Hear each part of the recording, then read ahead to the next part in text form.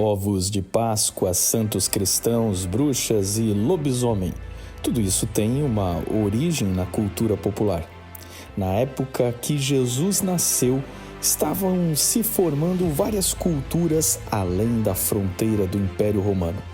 Muitas destas formaram o imaginário da nossa cultura popular. Neste vídeo veremos como as crenças sobre a reencarnação e a prática de sociedades secretas de mistério já eram comuns na época que Jesus nasceu. O objetivo desse vídeo é conhecer crenças e tribos além da fronteira do Império Romano durante a época de Cristo. Bem-vindo ao canal Observatório 7, onde estudamos nesta série o primeiro século da era cristã, a época em que Jesus nasceu, contando a história de forma simultânea e interdisciplinar com nossos 7 saberes: a história, arqueologia, antropologia, filosofia, ciência e arte, sempre em diálogo comparativo com a teologia cristã. Se gostar, deixe aquela curtida e se inscreva acionando o sino de notificações para ser avisado dos próximos episódios. Além de nossa bibliografia, nas descrições abaixo do título, confira em playlist do nosso canal os episódios anteriores e outros temas de seu interesse. Destacamos a necessidade de você ter assistido anteriormente os especiais sobre a cultura celta e o vídeo sobre os bárbaros germânicos.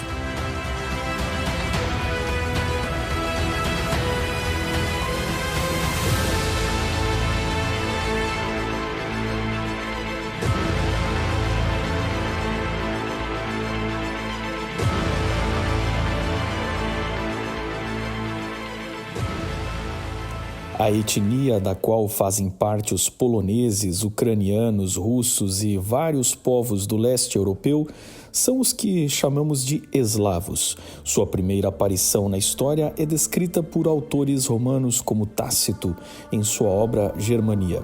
O historiador romano relata de um povo que vivia ao leste dos germânicos e a oeste dos sarmatas, que ele denominou como Venede, e habitavam próximos ao rio Vístula, que cruza a atual Polônia, sendo o rio mais longo da Europa.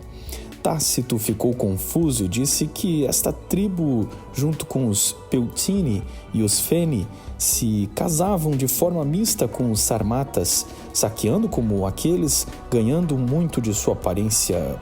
Mas, diferente destes que viviam nômades com seus cavalos e carroças, os Venedi poderiam ser classificados com um estilo de vida, armas, habitação sedentária e hábito de viajar a pé igual dos germânicos. Entretanto, a língua destes povos e tribos era diferente dos germânicos e sarmatas, sendo chamados mais tarde de esclavenos, e na época do Império Bizantino, quando já tinham se multiplicado e estabelecido, ficaram conhecidos como eslavos.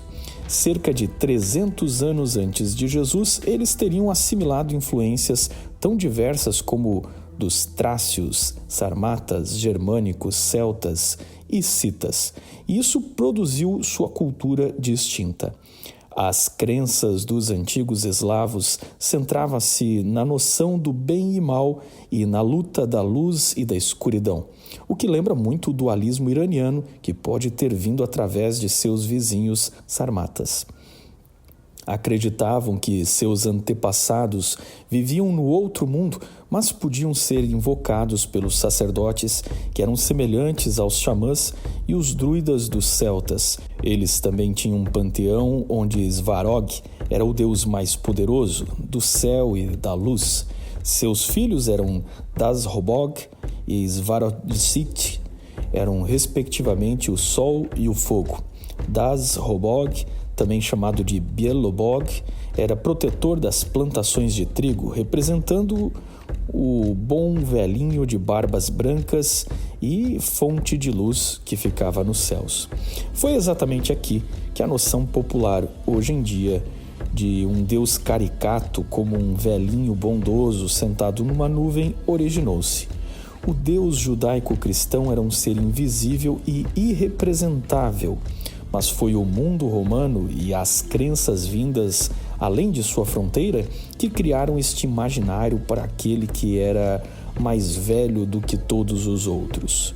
O antagonista deste suposto deus benévolo era Chernobog, sua contraparte maligna, que havia com ele criado o mundo, mas ambos teriam brigado e daí se originara o conflito do universo. Entretanto, mesmo entre os isolados eslavos, encontramos uma memória de Noé, o pai das etnias humanas que sobreviveu ao dilúvio conforme a história bíblica e plantou uma videira depois de tudo isso. Na versão eslava do dilúvio, os homens viviam num paraíso irrigado por 7 rios que nasciam de um ovo, mas quando a humanidade quebrou este ovo, o mundo foi inundado e todos morreram, exceto Krainiats, que foi salvo por Kurent, o deus do vinho, com quem discutiu posteriormente sobre quem devia governar a terra, e na sua arrogância foi expulso da montanha dos deuses a pontapés, perdendo seu poder. Stibog era o deus dos ventos para os eslavos. Perum era o deus do raio que expulsava as nuvens que tapavam a luz do sol, e os eslavos estavam sempre a lutar com o mau clima, ansiando pela luz. Acreditavam que a humanidade era importunada por um demônio dragão chamado Vales, que roubava seu gado e raptava pessoas. Ele era expulso e devolvido para o mundo inferior por Perum, que também era deus das pedras, do metal, das armas, da guerra e da águia que fazia seu ninho no topo do carvalho místico, cujas raízes iam até o mundo inferior. A colheita e vegetação eram presididos por um par divino, e foi dos eslavos que a cultura popular ocidental herdou o costume de ovos de Páscoa, que originalmente eram símbolos do renascimento da vida após o inverno. O ovo, como veremos em muitas culturas, sempre é um símbolo de origem, início, vida e nascimento. Vivendo na natureza selvagem, os eslavos eram supersticiosos e, além destes deuses, viam nos bosques, rios e lagos diversos espíritos e ninfas. Afogamentos eram culpa de gênios das águas que atraíam e tragavam as pessoas para águas sinistras. Foram os mitos pagãos eslavos que introduziram a ideia de que certas marcas em crianças estavam associadas ao mal. A bruxaria e, em alguns casos, homens mudavam de forma, se transformando em lobos em noites de lua cheia. Foram os eslavos, muito antes dos cristãos os conhecerem, que criaram o folclore sobre o lobisomem e sobre os vampiros. Vivendo em terras de clima cruel, com nevoeiros e florestas geladas, os eslavos refletiam sua angústia em relação à natureza remota do norte, onde eles personificaram o mal na forma de mulheres velhas que tinham gatos pretos e podiam se transformar em corvos, como a bruxa Baba Yaga, a bruxa que criou o imaginário da bruxa como uma mulher velha, voando numa vassoura e deixando um rastro de tempestades enquanto procurava crianças que gostava de devorar. Esta era uma época, como vimos nos vídeos passados sobre germânicos e celtas, que os sacerdotes pagãos praticavam livremente sacrifícios humanos, e o imaginário de crianças raptadas em rituais macabros era muito vívido e possível para quem vivia neste mundo longe das leis romanas e da ética cristã que mal tinha iniciado muito longe dali na Judéia. Imagine então quando os primeiros missionários cristãos, com seus valores sobre a vida, as crianças, chegaram a estas regiões e entraram em contato com estes povos. Muito do imaginário deles acabou vindo para dentro da cultura cristã e formando a ideia cristã medieval sobre bruxas e monstros. Ao leste dos primeiros eslavos, na região onde hoje é a Ucrânia, Rússia e planícies da Hungria, até a Ásia Central, viviam os sarmatas, assim chamados pelos romanos, aparentados com o que os gregos chamaram de citas, de nômades das estepes da Ásia Central. O grego Galeno os descreveu como ruivos e seu nome seria proveniente disso, enquanto para o romano Amiano Marcelino eles eram loiros, altos e de olhos assustadores. Tácito também os descreveu com mantos longos e esvoaçantes como dos persas, e realmente sabemos que eles falavam um idioma derivado do iraniano. O arqueólogo soviético Boris Grakov, em 1947, conectou os sarmatas à cultura nômade da estepe entre os séculos 6 a.C. e 4 d.C., que praticou os enterros com túmulos kurgan. Uma diadema sarmata da época de Cristo encontrada num túmulo kurgan russo mostra a coroa de ouro com pedras preciosas cravejadas e detalhados cervos e cabras selvagens que comem de árvores feitas em ouro. Entre as tribos destes cavaleiros estavam os alanos, os aorsi, os arcarangantes, os iáziges, os ossetas, os roxalani e os Sali, entre outros. Acredita-se que muitos deles tinham uma religião semelhante aos citas, com um panteão de 7 deuses e deusas. Ainda mais ao norte, onde hoje é a Finlândia, povos começaram a migrar para a região da atual Estônia, por volta da época que Jesus era apenas um jovem. Eles eram os povos fínicos do Báltico, ancestrais dos finlandeses, estonianos, carelianos, veps e outros povos desta região do extremo norte. O romano Tácito menciona os Feni, que alguns acreditam ser os Sami, e outras tribos possivelmente urálicas vivendo nos confins da Escandinávia, enquanto Heródoto já mencionava tribos deles no que hoje é a Rússia europeia. Além dos fínicos e de tribos da Sibéria, como Sami, Lapões, Samoiedas, há uma relação linguística destes povos com os húngaros. Muitos dos personagens dos poemas finlandeses tinham personagens semelhantes aos xamãs, algo entre os druidas da velha Europa e os xamãs dos nativos do norte da Sibéria. Os povos fino-bálticos compartilham uma cultura comum na forma de épicos, cantados como poemas líricos e cantos mágicos. Seu mito revela os conceitos cosmogônicos da divisão do céu e da terra, muito comuns entre várias crenças antigas, a luta contra o mal na forma de serpentes e a própria colonização da Finlândia, figurando no herói fundador. Contavam que o ar, personificado como Ilma, deu à luz a uma filha chamada Luonotar, que vagava pelas nuvens até que caiu no mar, boiando até que uma pata colocou ovos em seus joelhos. Mas quando a deusa se moveu, a pata voou assustada e os ovos quebraram, formando o mundo, de uma metade da casca formando o céu e da outra a terra. A deusa já havia concebido um filho chamado Vainamoine, que nasceu adulto e nadou até a costa do que seria a Finlândia, buscando um casamento. A partir daí, esta coletânea de canções chamada Kalevala tem muitos personagens, onde o sábio e músico Vainamoinen está sempre presente com seu instrumento musical, o kantele, típico símbolo da cultura finlandesa. E Lemminkainen é o zombeteiro, sedutor e irreverente que viaja até a morada dos mortos, que na crença finlandesa era o Tuonela, um lugar escuro e silencioso com um rio negro, gélido, cercado de vegetação tão densa e florestas tão profundas que ninguém conseguia escapar. Ali as pessoas eram devoradas por um monstro chamado Surma, e as almas que sobreviviam bebiam uma cerveja que os fazia esquecer a vida na terra. O herói foi até este lugar flechar um cisne, mas foi morto e despedaçado pela serpente aquática. Entretanto, sua mãe consegue recompor seu corpo e devolver o fôlego de vida.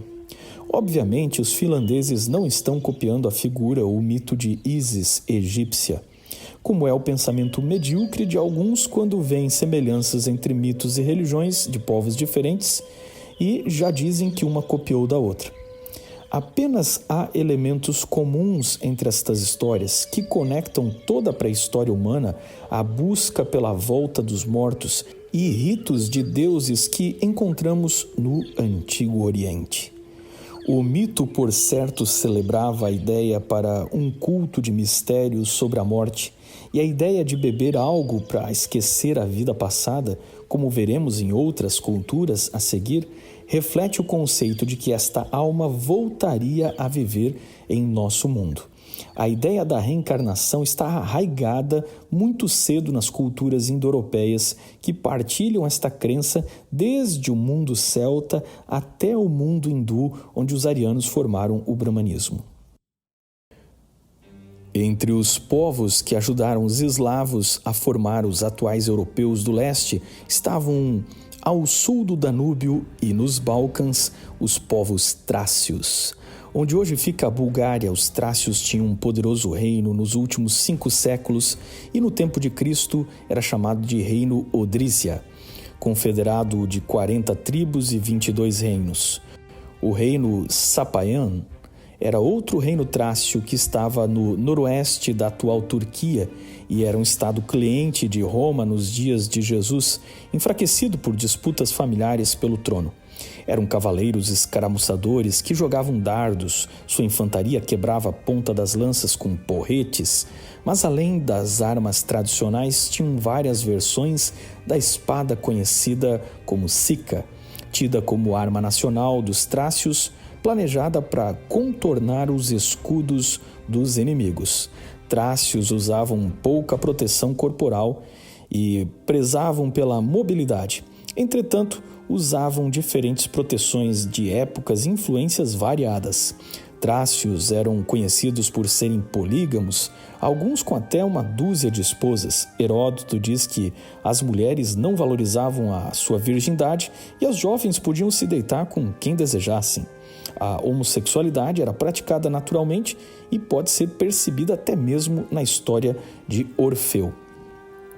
Roma chegava até a sua fronteira na província da Mécia no final do governo do imperador Augusto, época quando Cristo nasceu.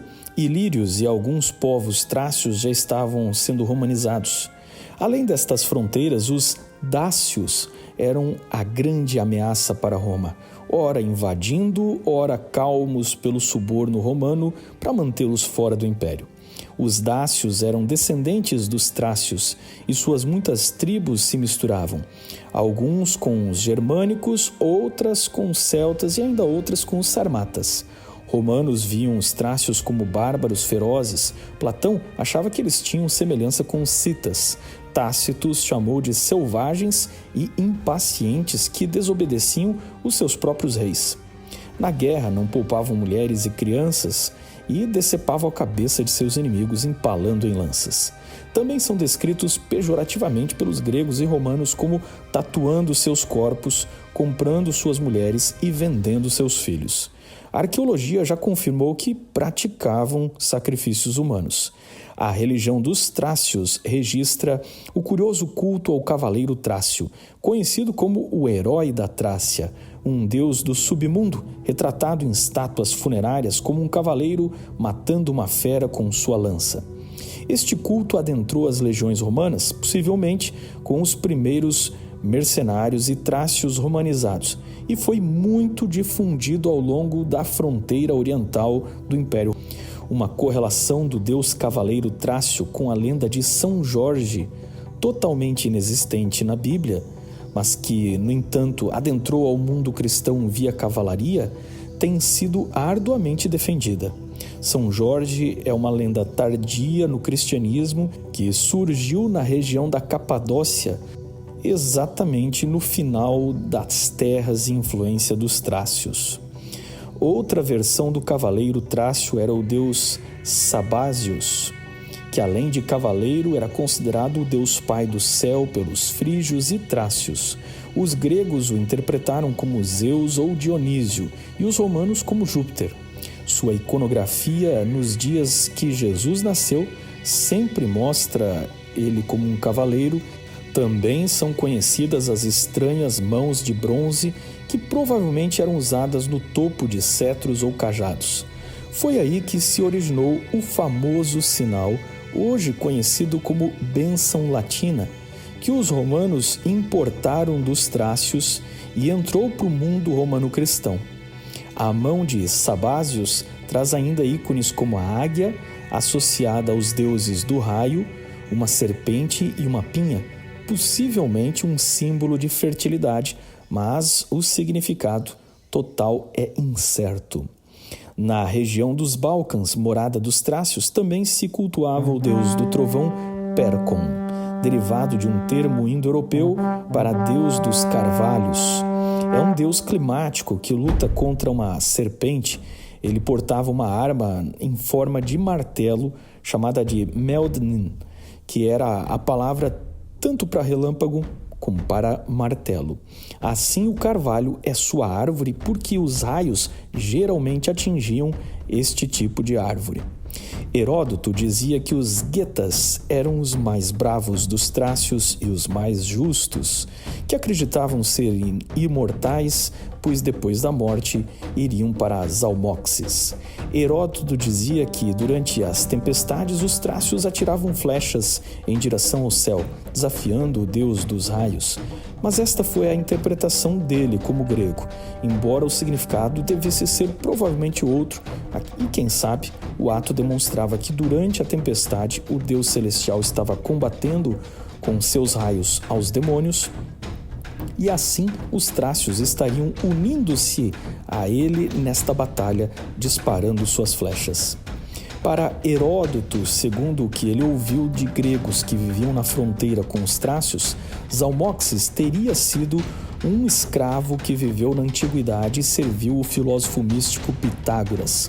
Uma vez liberto, ele enriqueceu e voltou à sua terra, tornando-se um mestre que ensinou a vida após a morte e teria construído uma casa subterrânea secreta na qual se escondeu por 3 anos, retornando ao final destes e convencendo a todos que podia voltar do mundo dos mortos. Todavia, na época que Jesus nasceu, os trácios haviam atualizado o mito de Zalmoxis, numa nova versão onde Zalmoxis era um escravo de Pitágoras, que depois de livre foi ao Egito, onde aprendeu astrologia, magia e retornou, tornando-se associado aos reis trácios, onde dava consultas espirituais em uma caverna, sendo depois disso adorado como um deus. Esta relação dos trácios com o antigo filósofo grego Pitágoras nos leva a outro culto que invadiu a Grécia e estendeu-se como culto de mistérios durante a época de Roma. Trata-se do orfismo, ao qual vamos resumir agora para entender as raízes deste culto. Segundo o mito, a morte havia levado o grande amor de Orfeu, que decidiu ir buscá-la na morada dos mortos, lugar de onde ninguém retornava. O mito remete a uma era tão arcaica quando a sepultura era a morada dos mortos e não se entendia ainda uma divisão de corpo e espírito, pois Orfeu desce em cavernas ou embaixo da terra como um homem com seu corpo, empunhando sua lira. Ele não é um espírito. E vai até os deuses, onde se apresenta para Hades e Perséfone e canta de maneira tão bela que comove os senhores do submundo. Hades permite que Eurídice, a amada de Orfeu, volte com ele, contanto que ele saia do submundo sem olhar para ela. Entretanto, no final do caminho, ele não confia no deus Hades e olha para trás para conferir se Eurídice está com ele. E neste momento, Hades a arrasta de volta e condena Orfeu a vagar pela terra e lamentar por ela pelo resto de sua vida. Já mais velho, Orfeu teria se dedicado a Apolo, deus da música, e retirou-se para uma caverna onde se impôs o celibato e passou a ensinar a seus discípulos a música e os mistérios sobre a morte que ele aprendeu em sua jornada. Entretanto, as amigas de Eurídice, adoradoras de Dionísio, por ódio a Orfeu, o matam e esquartejam. Sua cabeça teria descido flutuando o rio Ebro desde a Trácia até alcançar o mar e chegar nas praias da ilha de Lesbos, onde, segundo o mito, a cabeça ainda cantava. Assim, os gregos justificavam a origem do culto órfico na ilha de Lesbos, onde eles construíram templos e na qual a famosa poetisa lésbica chamada Safo dizia ser inspirada por Orfeu. Este foi o início do orfismo, que na época que Jesus nasceu estava muito difundido, tendo-se unido a ideias de Pitágoras, Platão e variados cultos de mistério. O orfismo também reformulou as antigas teogonias gregas, onde numa delas, Cronos, o tempo, produziu um ovo primordial, de onde saiu o primeiro dos deuses, a saber, Eros, que criou os outros deuses e o mundo. A seguir, Zeus engoliu Eros e toda a criação, produzindo um novo mundo. O papiro de Dervene é a outra versão órfica que mostra Zeus num papel que nunca teve na antiga mitologia grega, mas agora descrito como criador que faz amor no ar criando o mundo. Nada é dito sobre quem é sua parceira, mas o papiro diz que Zeus é o começo, o meio e o fim de todas as coisas. Ele é tudo. E assim o orfismo designou Moira, a entidade determinadora dos destinos nos mitos gregos, como o próprio pensamento de Zeus. Quando o Apocalipse cristão foi escrito no final do primeiro século, ao dizer que Jesus é o primeiro e o último, o princípio e o fim, mais do que posicionar Jesus como autor da história, o cristianismo estava abertamente atacando as religiões místicas de seu tempo, contrariando personagens famosos como Zeus e Orfeu. Por outro lado, quando Paulo testemunha sobre Deus, dizendo que nele vivemos e nele nos movemos, ele está apontando este Deus como razão de todas as coisas. Se considerarmos que cristãos falavam a um mundo completamente diferente do seu, era muita coragem contrariar as religiões tão arraigadas naquela época. Cristãos também contrariaram o entendimento comum sobre a morte, enquanto cristãos diziam que ao homem está determinado morrer uma só vez e depois disso enfrentar o juízo. Estas religiões comuns no Império Romano e fora dele propunham um ciclo de nascimentos e mortes na reencarnação. Para o orfismo, o destino após a morte remonta às ideias de Platão, onde a alma segue o caminho, encontrando um divisor onde justos seguem pela direita e maus pela esquerda. Os justos viajam às campinas sagradas e ao bosque da deusa Perséfone. Por outro lado, os injustos seguiam até um local onde guardiões cuidavam de uma fonte para o lago da memória, onde quanto mais a alma sedenta bebia destas águas, mais esquecia sua última vida e assim era destinada a reencarnar depois de ser julgada e de um período de descanso ou tormento, reencarnando 1000 anos depois. O grande objetivo do orfismo era saltar o ciclo de reencarnações, escapando para o seio da deusa Perséfone, onde a deusa respondia da seguinte forma, abre aspas, ó ditoso, ó bem-aventurado, homem que eras, tu te tornastes Deus. Fecha aspas. Esta frase do orfismo resume a conclusão inevitável de todas as religiões do mundo que acreditam em reencarnação, ou seja, que a criatura se tornaria ao longo de suscetíveis reencarnações um Deus chegando ao processo final de libertação deste ciclo. Isso ia radicalmente contra a proposta monoteísta, embora de maneira muito sutil tenha entrado entre as crenças de muitos adeptos do monoteísmo que deram as mãos a tais filosofias a ideia da reencarnação, totalmente estranha à Bíblia. A proposta cristã foi novamente completamente diferente e inovadora. Enquanto as religiões de mistérios tentavam tornar o homem comum num ser divino, o cristianismo trouxe a proposta contrária, na qual Deus desejou se tornar o homem comum. O cristianismo nasceu como uma contracultura religiosa num mundo onde o sincretismo do pensamento grego com o oriental revela a reação do mundo oriental conquistado militarmente por Alexandre. E nos dias de Jesus, Desta forma, o processo de unificação religiosa iniciado por Alexandre estava agora nas garras da águia romana, que absorvia tudo em seu panteão. Roma queria tudo, unificava tudo, globalizava tudo, e o cristianismo era absolutamente a maré contrária.